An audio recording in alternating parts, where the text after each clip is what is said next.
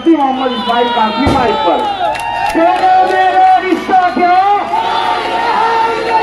तेरा मेरा रिश्ता क्या, तेरा मेरा रिश्ता क्या, मुफ्ती साहब आगे बढ़ो, हम तुम्हारे साथ हैं, 2 साल और आगे बढ़ो, हम तुम्हारे साथ हैं। पूरी रहमत होगा।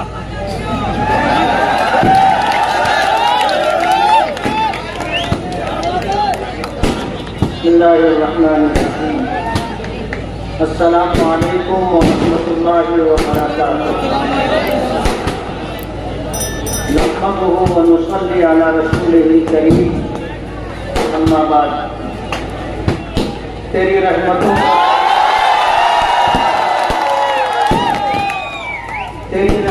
का दरिया सरेआम चल रहा है, मुझे भीख मिल रही है, मेरा काम चल रहा है। तेरे नाम का वजीफा मेरी जिंदगी का हासिल, तेरे नाम की बदौलत मेरा काम चल रहा है।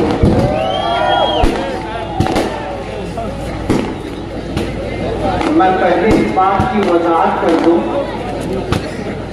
ये जो पटाखेबाजी हो रही है ये हम नहीं कर रहे।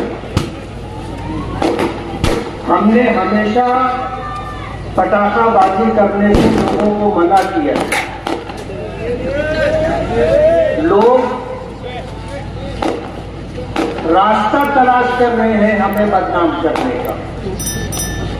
इसलिए मैं गुजारिश करता हूं कि अगर कोई मेरा हमदर्द होगा और वो पटाखा फोड़ रहा होगा तो वो बंद कर दे।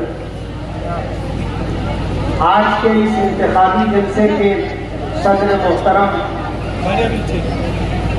हाजी इम्तियाज अहमद, हाजी मोहम्मद अहमद साहब, हमारे सियासी सरपरस्त अलहाज यूनुस ईसा साहब, सूफी अजीज कादिर साहब, यूसुफ इलियास साहब, डॉक्टर खालिद परवेज साहब, स्टेज पर तशरीफ फरमा उलमा, आमाइदीन शहर और मेरे बुजुर्गों और दोस्तों और मेरे पर्दा नशीन माओ और बहनों, आज जिस इलाके में हम जलसा ले रहे हैं ये इलाका सरदार नगर से लेकर सलाटर हाउस तक यूपी रियासत से आए हुए लोगों का इलाका है।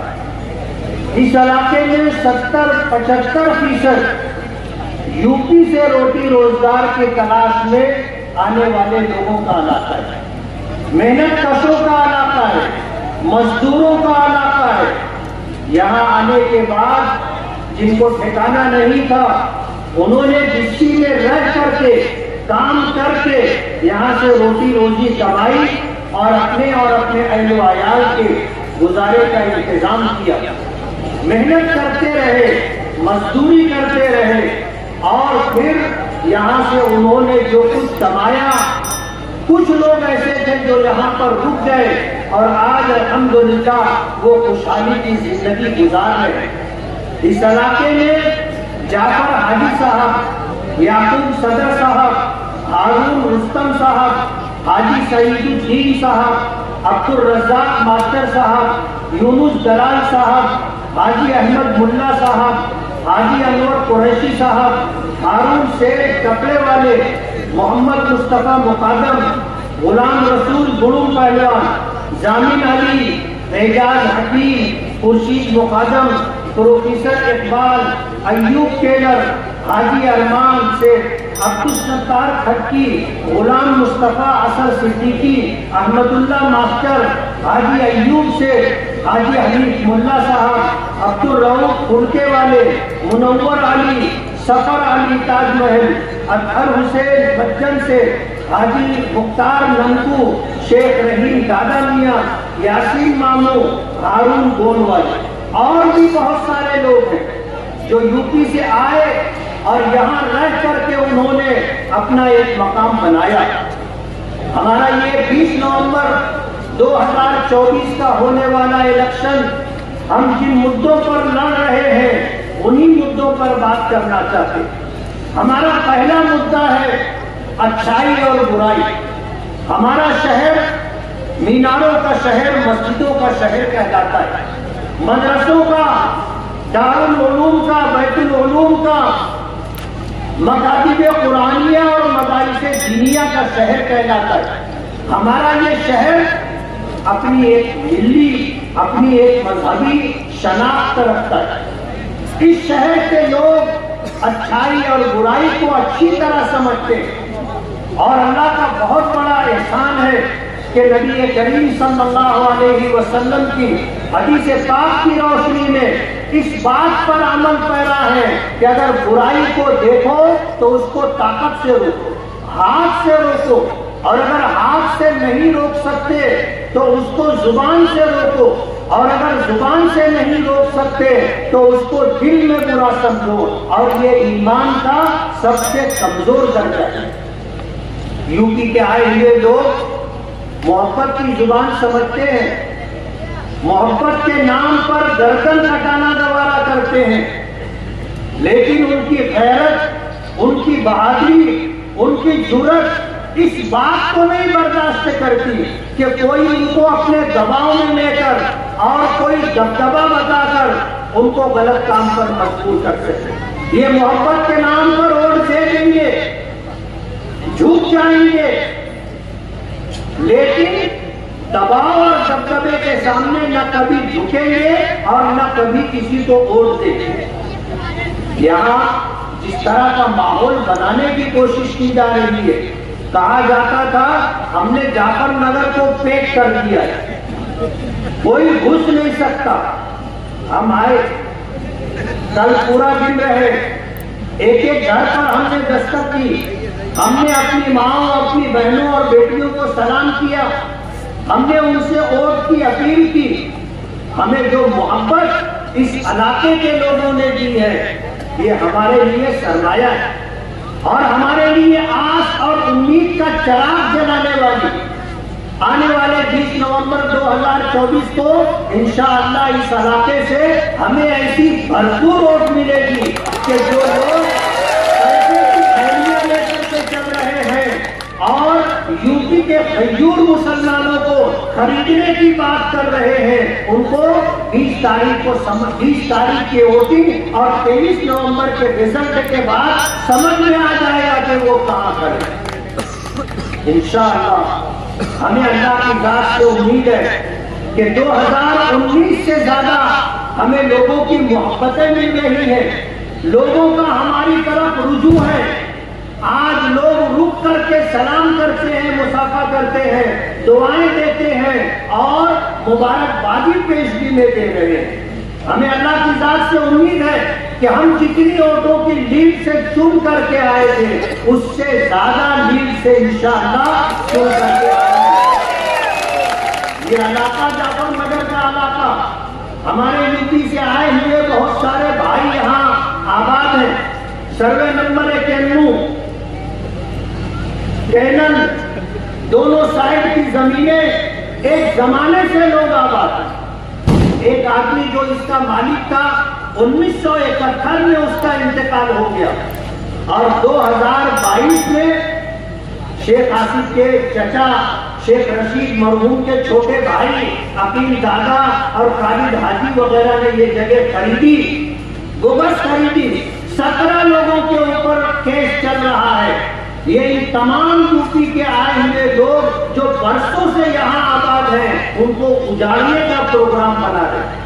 शहर में इस तरह का काम करते हैं ये लोग कि किसी के सरपरस्त का, खानदान के बड़े शख्स का इंतकाल हो गया तो कई बच्चे होते हैं, अगर मिरास की तकसीम में आपस में कोई इख्तिलाफ हो गया, एक भाई को कुछ पैसा दे करके उससे खरीदी ले ली, जंगल मुख्तार ले लेते हैं और लिटिगेशन डाल देते, झगड़ा डाल देते और बाद में उस प्रॉपर्टी को औने पौने खरीदते। ये वो लोग हैं जो सरकारी जमीनों को, नालों को पाट कर टुकड़ा बना करके बेचते हैं।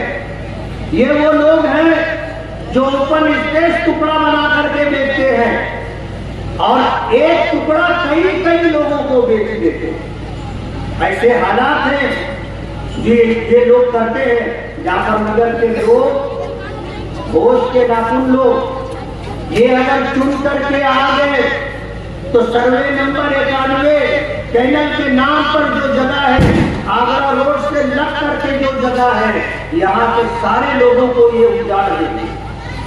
आज इख्तियार में नहीं है तो उन्होंने जगह खरीद ली है, और जिस दिन इख्तियार में आ जाएंगे तो उसके बाद आपसे ये जगह खाली करवा लेंगे। आपसे मैं आज इस जलसे के जरिए से गुजारिश कर रहा हूं कि जो लोग नशे का कारोबार कर रहे हैं, जो होलसेल डीलर हैं, जो नशा ला करके लोगों को दे करके चौक चौराहों पर, होटलों पर, गलियों में फरोख्त करवाते हैं, उनसे अपने आप को, अपने शहर को, अपनी आने वाली नस्लों को बचाओ। अगर आपका बच्चा बेराहवी का शिकार हो गया तो उस एक बच्चे की वजह से आपकी पूरी जिंदगी तबाह और बर्बाद हो जाएगी, आपका खानदान बदनाम हो जाएगा। मैं आपसे ये कहना चाहता हूं कि आने वाले इलेक्शन में आप होश का सबूत दें। मैं 2009 से 14 तक रहा और 2019 से 24 तक रहा, हमने कभी किसी का कुछ बिगाड़ा नहीं है।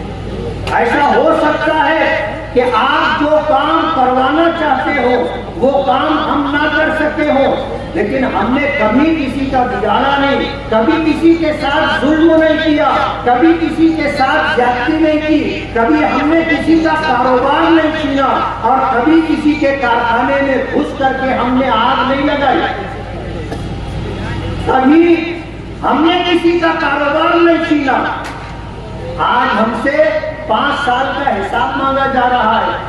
मैं आपको बताना चाहता हूं कि अपने शहर में बुनियादी सहूलतें, रोड है, गटर है, पीने का पानी है, लाइट है और इलाज मुआवजा है, ये जिम्मेदारी कारपोरेशन की है, किसी एमपी की और किसी एमएलए की नहीं है।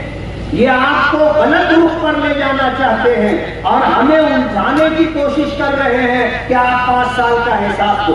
5 साल का हिसाब तो हमने दे दिया कि हमने 165 करोड़ रुपया बाईपास हाईवे के लिए लाया, 149 करोड़ रुपया सबसे बुनियादी जरूरत पानी के लिए, तलवाड़ा डैम से मालेगांव फिल्टर प्लांट तक 3 फीटी पाइप लाइन और 5 पानी की टाकियां, और इसी तरह गली गलियों में जहां पर पीने के पानी की पाइप लाइन नहीं है वहां पर पानी की पाइप लाइन डाली जाए। हमने 100 बेड का हॉस्पिटल मंजूर करवाया, 76 करोड़ रुपया उसका एस्टीमेट है। लोमानी पुल के लिए हम 5 करोड़ 76 लाख रुपया लेकर के आए। 100 करोड़ के बुनियादी काम हम कर रहे हैं। हमने तो अपना हिसाब दे दिया। 7.5 साल तक कभी मां मेयर रही, कभी बाप मेयर रहा, इन 7.5 सालों का हिसाब जो कंटिन्यू है वो कौन देगा? कारपोरेशन का बजट आज 1000 करोड़ रुपया है, उसका हिसाब कौन देगा? उसके हिसाब के देनदार आप हैं, आपको हिसाब देना है।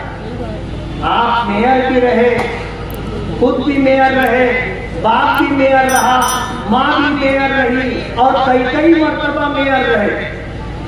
कारपोरेशन का हिसाब कौन देगा?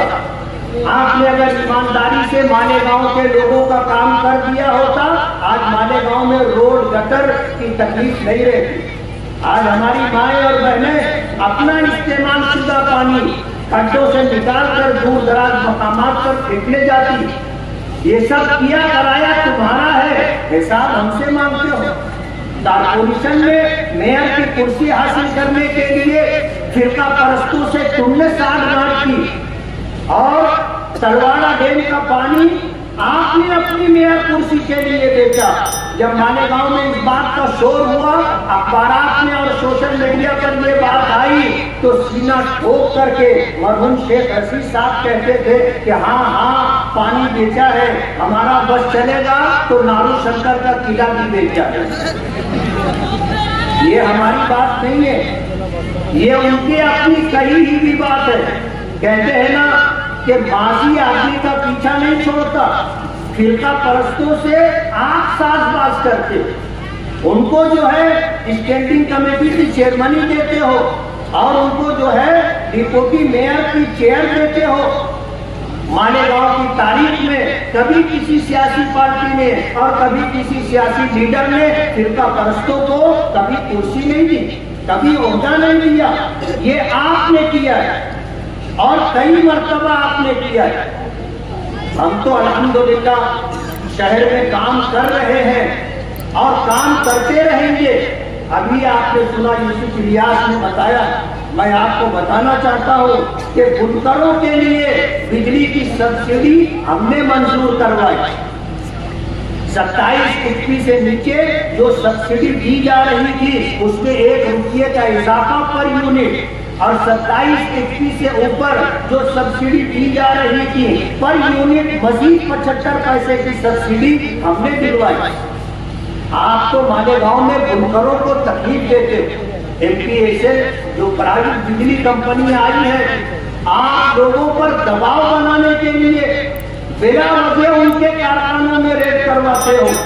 अभी परसों नरसों रात में 1:30-2 बजे के करीब हमारे एक साथी के कारखाने में रेड करवाई गई। घंटों की तहकीक और छानबीन के बाद कोई चोरी का मामला सामने नहीं आया, लेकिन इस तरह लोगों को परेशान किया जा रहा है। प्राइवेट बिजली कंपनी लाकर करोड़ों रुपया उनसे रिश्वत पर लेकर पूरे शहर के ऊपर 20 साल के लिए अजाब मुसल्लत किया। और जब सरकारी कंपनी थी तो हम इतनी तकलीफ में नहीं थे। इस मजमे में ऐसे सैकड़ों लोग होंगे कि MPSL प्राइवेट बिजली कंपनी ने लाखों रुपया उनसे नाजायज तरीके पर लिया है, गलत टैक्सों के नाम पर लिया है, जुर्मानों के नाम पर लिया है। इस तरह के हालात, वक्त तो बहुत कम है। मैं आपको बताना चाहता हूँ कि हम अपने शहर के अंदर तालीम के लिए, रोजगार के लिए, इलाज और मुआवजे के लिए बहुत सारी सहूलतें डालना चाहते हैं। हमने गवर्नमेंट से आज नहीं 2009 से 14 के दरमियान सरकारी इंजीनियरिंग कॉलेज की बात हमने की थी। उन्होंने वादा किया था लेकिन पूरा करके नहीं किया और ये वादा करने वाली सरकार कांग्रेस की थी। हम अपने शहर में नशा मुक्त केंद्र लाना चाहते हैं और दो केंद्र लाना चाहते हैं जिसमें 30 बेड होंगे और जो लोग नशे के आदी हो चुके हैं उनको नशा छुड़वाने के लिए उनका इलाज और मुआवजा किया जाएगा। ये हमारी सनत के दुश्मन है। हम आपको बताना चाहते हैं कि जिस तरह कारखानों पर भी मुसीबत लाई गई है, साइजिंग वालों पर भी मुसीबत लाई गई थी पॉल्यूशन के नाम पर और तमाम साइजिंग वाले परेशान थे। और 2014 से 2019 के दरमियान साइजिंग वालों की नाक में दम आ गया। 2019 के बाद से हम आए, किसी एक साइजिंग में अगर कोई रेड करने के लिए पॉल्यूशन के नाम पर ऑफिसर आया हो तो बताना। हम रोजगार के लिए कोशिश कर रहे हैं कि हमारे शहर में लोगों को रोजगार मिले, हमारा पढ़ा लिखा नौजवान रोटी रोजी के लिए बाहर ना जाए। हम इस शहर में जो महरूमियां हैं, लोगों के पास गंदे पानी की निकासी की गटर नहीं है, रोड रास्ते नहीं है, हमारे शहर के अंदर कॉलेजेस नहीं है, प्राइमरी स्कूलें जो 7वीं 8वीं तक है, हम चाहेंगे कि वो 10वीं तक हो ताकि गरीब के बच्चे को फ्री में तालीम मिल सके। ये हमारे अज़ाइम है और हम ये चाहते हैं कि आप हमारा साथ दें, आप हमारा साथ दें।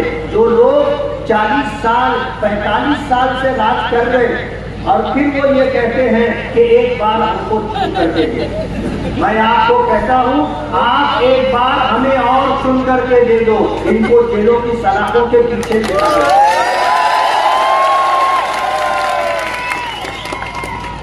इन्होंने जो बोया है वो उन्हें काटना तो पड़ेगा और बकरे की मां कब तक खैर मनाएगी? एक दिन तो उसके छुरी के नीचे आना है। इन्होंने जो कुछ किया है, सरकार को चूना लगाया है, लोगों के साथ जुल्म ज्यादती की है, और लोगों के रोजगार छीने हैं, रोजगार बंद करवाए हैं। ये पाप का धड़ा भर चुका है। मैं आपसे ये गुजारिश करता हूँ कि ऑल इंडिया मजलिस इत्तेहादुल मुस्लिमीन ने हमें उम्मीदवारी दी और इस शहर में 2019 में हमें चुन करके दिया था। हमने 5 साल का हिसाब किया है। हमारे अज़ाइम में बड़े बड़े काम हैं। हम आपसे गुजारिश करते हैं कि मजलिस के निशान पतन पर वोट देकर आप हमें कामयाब करें। इंशाअल्लाह इस शहर से महरूमियों का खात्मा होगा और इस शहर से जुल्म सितम का खात्मा होगा और जालिमों को इंशाअल्लाह हम कहते उतार कर पहुंचा देंगे। मैं आपको एक खुशखबरी देना चाहता हूं कि इंशाअल्लाह 6 नवंबर को अकबरुद्दीन ओवैसी साहब 6 नवंबर को अकबरुद्दीन ओवैसी साहब तशरीफ लाएंगे और इंशाअल्लाह उसके बाद अकबरुद्दीन ओवैसी साहब की इंशाअल्लाह हम मजलिस की शान आन बान सब बढ़ाएंगे। दुआ करें कि अल्लाह ताला हमें कामयाबी अता फरमाए। दुआ करें। बिस्मिल्लाहिर्रहमानिर्रहीम अल्हम्दुलिल्लाहि रब्बिल आलमीन अल्लाहुम्मा सल्लि अला सय्यिदिना मुहम्मद